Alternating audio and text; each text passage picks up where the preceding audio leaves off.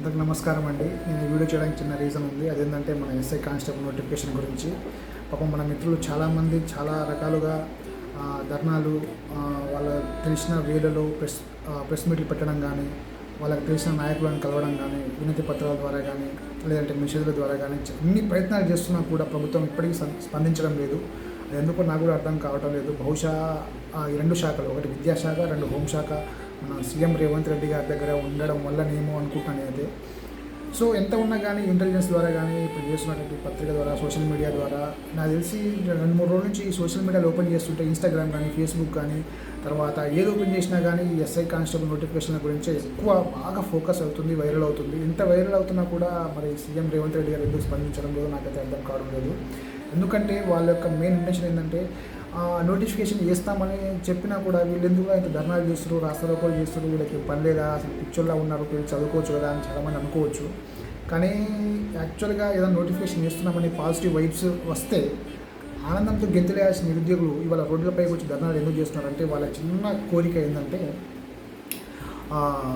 5,000 కాకుండా 19,000 వేకెన్సీస్ వేయాలని ధర్నాలు చేస్తున్నారు. వాళ్ళు చేసే దాంట్లో న్యాయం ఉంది, హక్కు కూడా ఉంది. ఎందుకంటే గత ప్రభుత్వంలో 3 నోటిఫికేషన్లలో జాబ్ కొట్టుకోలేని వాళ్ళు, 1 మార్క్ హాఫ్ మార్క్తో మిస్ అయిన వాళ్ళు కనీసం ఈ నోటిఫికేషన్లోనైనా, ఈసారి వచ్చే నోటిఫికేషన్లోనైనా మనం జాబ్ కొట్టుకోవాలని చెప్పేసి ఇంకా ఇంటికి వెళ్ళకుండా వయోభారంతో పాపం వాళ్ళు డిగ్రీ అయిపోగానే, చాలామంది డిగ్రీ అయిపోగానే, ఇంటర్ అయిపోగానే, లేదంటే వేరే ఏదైనా క్వాలిఫికేషన్ అయిపోగానే ఇంట్లో చెప్పేసి వచ్చేస్తారు. ఎందుకంటే ఇంట్లో పరిస్థితి మంచిగా ఉన్నా, బాగున్నా, బాగాలేకపోయినా ఇంకా వాళ్ళ మీద భారం కాకూడదు, డిగ్రీ చేసినాం కదా మనం సరైన గవర్నమెంట్ జాబ్ కొట్టాలని చెప్పేసి.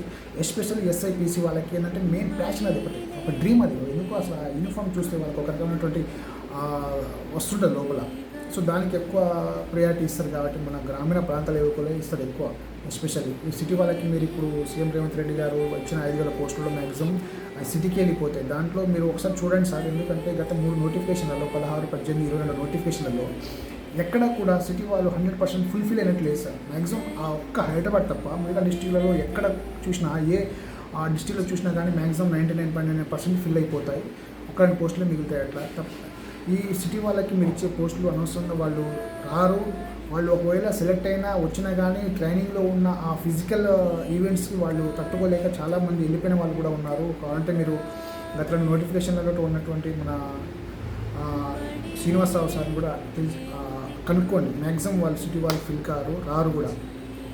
సో నేను ఇంకోటి చెప్పాల్సిన విషయం ఏంటంటే, పాపం మన జియో 46 వల్ల చాలామంది లాస్ట్ ఇయర్ కూడా హాఫ్ మార్క్ తోటి, అర మార్క్ తోటి, లేదంటే మెరిట్ వచ్చి కూడా 126, 127 మార్కులు వచ్చి కూడా ఇవాళ జాబ్ రాని వాళ్ళు చాలామంది ఉన్నారు. 60-70 మార్కులు వచ్చిన వాళ్ళు జాబ్ వచ్చి ట్రైనింగ్లో తప్పించుకొని వచ్చిన వాళ్ళు చాలామంది ఉన్నారు. సో వాడు పోక మెరిట్ సంపాదించుకొని, వాడు మెరిట్ వచ్చినోడు జాబ్ పోక, మెరిట్ రానోడు జాబ్ పోయి మళ్ళీ వాళ్ళకున్న సిచ్యువేషన్స్ని, పరిస్థితులని, ఆ ఫిజికల్ ఈవెంట్స్ని తట్టుకోలేక వచ్చి ఆ పోస్ట్ అట్లా బ్యాక్లా ఉండిపోవడం వల్ల అది ఒక రకమైనటువంటి మనోవేదనకు గురవుతుంటాం సార్. ఎందుకంటే ఇన్ని మార్క్స్ వచ్చిన జాబ్ రాలేదు, వాడి వేస్ట్, వాడికి అంటే ఇంట్లో పేరెంట్స్ కానీ, ఇంట్లో వాళ్ళ చుట్టుపక్కల బంధువులు కానీ, ఫ్రెండ్స్ కానీ వాళ్ళు ఏం చెప్తుంటారంటే వీడు వేస్ట్, వీడికి ఇన్ని మార్క్స్ ఉన్న జాబ్ రావని చెప్పేసి వాళ్ళు అట్లా మాట్లాడడం. తర్వాత ఇప్పుడు డే బై డే హైదరాబాద్లో ఉండాలంటే అంత ఈజీ కాదు. పెరుగుతున్నటువంటి ఖర్చుల వల్ల ఎంత ఇబ్బంది పడుతున్నారో ఒక్కొక్క నిరుద్యోగులు మనకు తెలుసు. సాయిబాబా టెంపుల్ దగ్గర కానీ బయట 5 రూపాయల భోజనాలు చేసుకుంటూ, ఒక పూట చదువుకుంటూ, ఎక్కడైనా సరే ఒక పూట చదువుకుంటూ, ఒక పూట జొమాటోలు, స్విగ్గీలు, ర్యాపిడోలు తోలుకుంటూ హాస్టల్ ఫీజులు అవి కట్టుకోవడం ఎంత దారుణంగా ఉంటుందో ఒకసారి ఆలోచన చేయండి సార్. గత ప్రభుత్వం నిరుద్యోగులు సరిగ్గా పట్టించుకోలేదు, వేసిన నోటిఫికేషన్ కేసు పాలు అవుతున్నాయనే కదా సార్.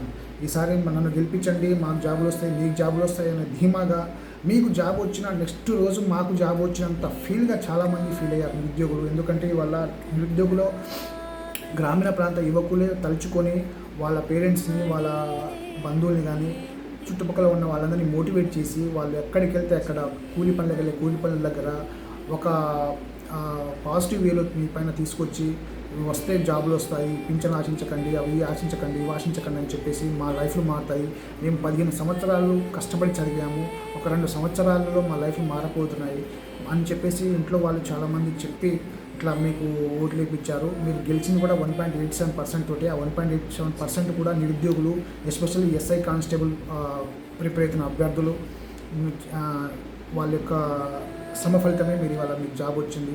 ఆ రోజు మీరు గెలిచినప్పుడు కూడా క్లియర్ కట్గా చెప్పారు సార్. సాయంత్రం ప్రెస్ మీట్లో కూడా చెప్పారు. ఈ గెలుపు కారణం నిరుద్యోగులే, వాళ్ళకి రుణపడి ఉంటారని కూడా చెప్పారు. కాంట్రవర్సీ మీరు వీడియో కూడా చూసుకోండి. సో గత 2 సంవత్సరాల నుంచి ఒక్క నోటిఫికేషన్ కూడా రాకుండా ఎంతో వస్తుందేమో, ఇంకొస్తుందేమో. ఎందుకంటే సార్ మీరు వస్తుందేమో అని ఆలోచన చేసి బయటకు వచ్చే టయానికి త్వరలో అని 14,000 పోస్టులు అంటారు. ఇవాళ ధర్నాలు చేసినా, లేదంటే ఇవాళ ఏదైనా కొంచెం ప్రభుత్వంపై వ్యతిరేకం వస్తుంటే ఆ పేపర్లలో త్వరలో ఆర్థిక శాఖ కోసం ఫైల్ పంపించాము, త్వరలో 14,000, త్వరలో 15,000, త్వరలో 13,000. ఇట్లా మీరు మంత్లీ వేయడం వల్ల నిరుద్యోగులలో ఒక రకమైన ఆశ, 14,000 పడుతున్నాయి, 15,000 పడుతున్నాయి అని చెప్పేసి ఇంటికాడ పరిస్థితులు బాగాలేకపోయినా వాళ్ళకి ఏదో ఒక విషయం చెప్పేసుకొని నేను ఈ సంవత్సరం ఎట్లయినా జాబ్ కొట్టుకొని వస్తానని చెప్పేసి వాళ్ళకి చెప్పి, వాళ్ళకి ఇష్టమున్నా లేకపోయినా ఇప్పుడు ఎట్లా వచ్చాం, తప్పదు, జాబ్ కొట్టుకొని పోవాలి, లైఫ్ డ్రీమ్ ఇది. ఎందుకంటే సార్ మిగతా అన్ని పోస్టులకి ఏంటంటే ఏజ్ తోటి అంత ఉండదు. ఎందుకంటే 45 ఇయర్స్ వరకు, 44, 46 ఇయర్స్ వరకు ఆ జాబ్ కొట్టుకోవచ్చు. కానీ ఒక ఎస్ఐ యూనిఫామ్ పోస్టులకు మాత్రం సర్టెన్ ఏజ్ కట్ ఆఫ్ అయి ఉంటుంది.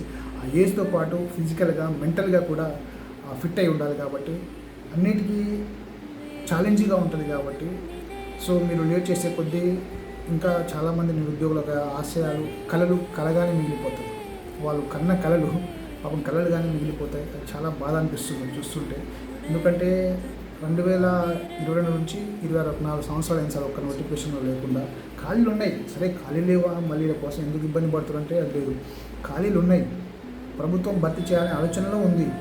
అదే మీరు ఇప్పుడు భర్తీ చేసినా, మీరు ఇప్పుడు 19,000 నోటిఫికేషన్ చేసినా ఈ ప్రాసెస్ మొత్తం కంప్లీట్ కావడానికి 2 years పడుతుంది. మ్యాక్సిమం 2 years పడుతుంది. ఎందుకంటే 3 ప్రాసెస్లు ఉంటాయి, అందరూ తెలిసిన విషయం అది. సో ఆ ప్రాసెస్లో మీరు కొంచెం డిలే అయినా చేసుకోండి, నష్టం లేదు కదా. నిరుద్యోగులు 19,000 పోస్టులు వేస్తే 19,000 కుటుంబాలు సార్.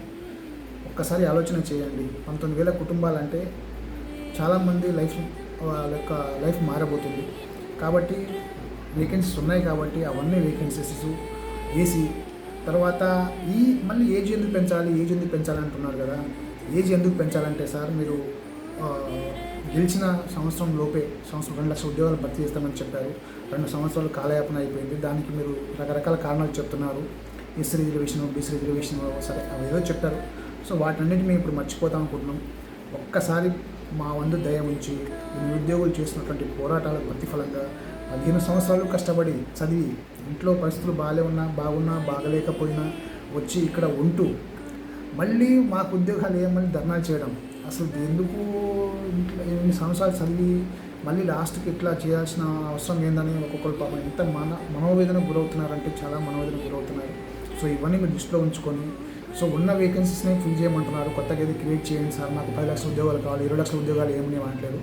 ఉన్న పోస్టులనే వేయమంటున్నారు. కాబట్టి మీరు దయచేసి ఆ ఉన్న పోస్టుని వేయండి. ఏజ్ రిలాక్సేషన్ ఎందుకు పెంచాలంటే నాకు చెప్పినట్టుగానే 2.5 years గ్యాప్ వచ్చింది కాబట్టి ఇంకో 2 years పెంచండి. గత ప్రభుత్వము 34 ఇచ్చింది, ఇప్పుడు మీరు కూడా మొన్న దాకా 34 ఇచ్చారు. ఆ జీవో 2 సంవత్సరాలు పెంచారు లేదు, కానీ అది ఎక్స్పైర్ అయిపోయింది. సో దానికోసమైనా దృష్టిలో ఉంచుకొని చాలామంది యొక్క డ్రీమ్ అది, కళ కాబట్టి వేయాల్సిందిగా మమ్మల్ని రిక్వెస్ట్ చేస్తున్నాను సార్. సో ఇంకోటి అనేది లాస్ట్గా మన మిత్రులు చాలామంది రోడ్లపైకి వచ్చి ధర్నాలు చేస్తున్నారు. బ్రదర్ ఒకటే చెప్పాలనుకుంటున్నాను, ధర్నాలు చేయండి, రాష్ట్రలోకలు చేయండి, శాంతియుతంగా చేయండి. కానీ ఏదైనా అన్పార్లమెంటరీ లాంగ్వేజ్ యూజ్ చేసినా కానీ, లేదంటే ఏదైనా వెరైటీగా మాట్లాడినా కానీ మీరు బుక్ అవుతారు. కాబట్టి సో వెనక చెప్పేవాళ్ళు చాలామంది ఉంటారు, మేము వస్తాం, అది వస్తాం అని చాలామంది చెప్తుంటారు. కాబట్టి చెప్పినా కానీ మీరైతే శాంతియుతంగానే చేయండి. ఎందుకంటే రేపు ఏదైనా అయితే ఎవరు రారు, ఆ విషయం మీకు కూడా తెలుసు. ఎందుకంటే 2022 నుంచి 22 నుంచి మీరు ఎంత పోరాటాలు చేస్తున్నారో మాకు తెలుసు. గత 4 సంవత్సరాల నుంచి ఎన్నోసార్లు జైలుకి వెళ్ళొచ్చుంటారు. సో ఏదన్నా జరగడానికి ఒక కేసు ఏదైనా బుక్ అయిందనుకోండి, స్పాయిల్ అయిపోతుంది. మీరు ఇన్ని రోజులు కష్టపడ్డా మీ పోలీస్ డ్రీమ్ జాబ్ ఏదైతుందో అది అక్కడితో ఆగిపోవచ్చు. సో మేబీ రిజెక్ట్ చేయవచ్చు సెలక్షన్ ప్రాసెస్లో కానీ. కాబట్టి శాంతియుతంగా రిలీజ్ చేయండి, శాంతియుతంగానే గవర్నమెంట్కి మన విన్నపం తెలుపుదాం. సో దయచేసి నిరుద్యోగుల పట్ల పాజిటివ్గా రెస్పాండ్ కావాలని సీఎం రేవంత్ రెడ్డి గారిని చేతులు జోడించి అడుగుతున్నాను. దయచేసి ఒక్కసారి ఆలోచన చేయండి సార్. ఇవాళ నిరుద్యోగులు తెలుసుకుంటే మీకు జాబ్ వచ్చింది, జాబ్ వస్తే ఆనందం ఎట్లుంటుందో మీకు తెలుసు. సో ఆ ఆనందాన్ని కూడా నలుగురికి పంచాలని, ఇది ప్రజాప్రభుత్వం మీరు అంటున్నారు కాబట్టి మేము కూడా ప్రజాప్రభుత్వంలోనే మాకు జాబులు రావాలని మేము కూడా కోరుకుంటున్నాం సార్. జై తెలంగాణ, జై జై.